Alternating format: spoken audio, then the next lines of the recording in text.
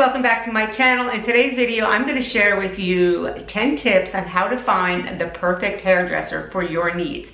So if that interests you, stay tuned and stick around to the end because I'm going to share with you the #1 mistake I see mature women make that ages them with their hair and how you can avoid it. And before we dive in, if you're new here, please consider subscribing and hitting that like button. Okay, so let's jump right into it. So #1 tip is know what you want, right? That's really, really important. Know your hair and know exactly how much time you're going to spend taking care of your hair. So that way you can convey that to the hairdresser. I think that that's really, really important because if you have a friend who spends 15 to 20 minutes on her hair every morning and you love her hair, but your lifestyle is doesn't allow for that and you're just gonna wash and wear, you need to communicate that with your hairdresser. #2 is ask for recommendations. If you live in a small town where you actually see somebody out and you like their hair, the #1 compliment you could give them is say, hey, where did you get your hair done? And that way you can go and you can do your due diligence and check their portfolio, you can check their reviews, you can check the salon, you can see if it's within your budget and you can take it from there. #3 is schedule a blowout or a consultation with this artist that you're interested in and go there and just pay attention to her. See if she, #1, is on time. See if the artist does not listen to them and what their needs are. And if they're not listening to you, then that's a red flag and you should pretty much, look for another artist. #4 is ask them about their experience. I myself would definitely schedule an appointment with a senior artist or a master artist.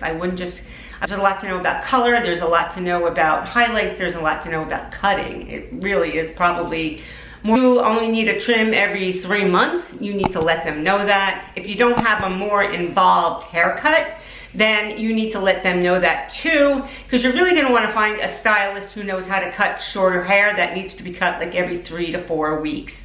And experience there is really, really important. See if she checks her work at the end. Like if she goes over it and just kind of brushes through to make sure there's no loose pieces, to make sure one side maybe isn't slightly longer than the other, if she's pulling it down and checking it in the front. Those are really good indicators if she's checking her work to see that she really does care and she is paying attention. Next, you would go online, right? You would check out the reviews, right? Then you would check out the salon itself to make sure it would be a good fit for you and if it's within your budget. #3 is go on their Instagram, any of their social media, and check out their work there. Vibe of the salon, to me, is really important, right? You want to go to a place where it's comfortable, like you don't feel threatened, where where it's clean, and you just feel comfortable going there and talking to your stylist. High end doesn't always mean the best, and usually it's the demographics where you're living. If you're going to be living in a high end demographic, your haircuts are going to be more expensive. But if you go out to a more rural area and you're looking at stylists there, and you're like, there's some really, really good hairstylists that I know personally that live in a more rural area, but their demographics really doesn't warrant for an expensive, $400 haircut. Communication is key though. And this is somebody who you're going to be seeing. If you get your hair colored, once a month like I do, you're going to see this person, right? Probably sometimes more often than you're going to see your own family members if your family members don't live close or you're not even close with them. So you need to nurture that relationship. And really, to me, the #1 thing is honesty. Go there with pictures. Pictures are a great way to communicate what you're looking for. So do me a favor, in the comments below, share with me your #1 tip for finding a hairdresser that you can relate to.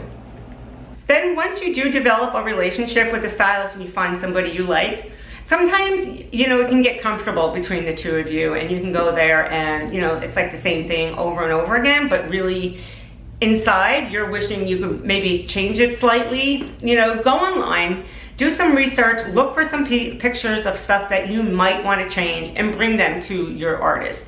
If she has enough experience, she should be able to make some suggestions to you. But you need to let her know that, hey, listen, this is no reflection of your work, but I'm getting bored with this style that I have and I need to change it up a little bit.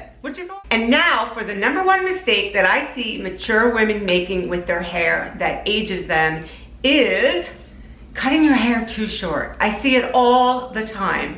I have clients come in, for those of you who don't know, I have a bridal hair and makeup company, and the moms come in and they're like, oh, I want to do something different for my hair for my daughter's wedding. And their hair, they have short bangs, it's short layers all over, and there's really nothing you can do with it. It's a very practical hairstyle, but it's not a glamorous type look.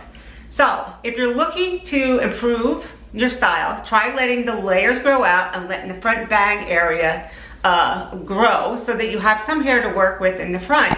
And I can tell you, seeing them a year out, just by letting this front piece grow a little bit, where you can add a little bit more drama, a little bit more interest in the front, it just makes them look more youthful. So anyway, and you know, I'm not judging anybody because I did it for years. I had shag, I used to cut my hair into a shag because I thought it was easier, and I thought that, you know, it was age appropriate, and I don't know. When I started to let it grow a little bit longer, I really started to enjoy the way that my hair looked. So anyway, thank you so much for watching. If you gained any value from this video, please consider subscribing, giving this video a thumbs up, hitting that notification bell, and I will see you in my next video.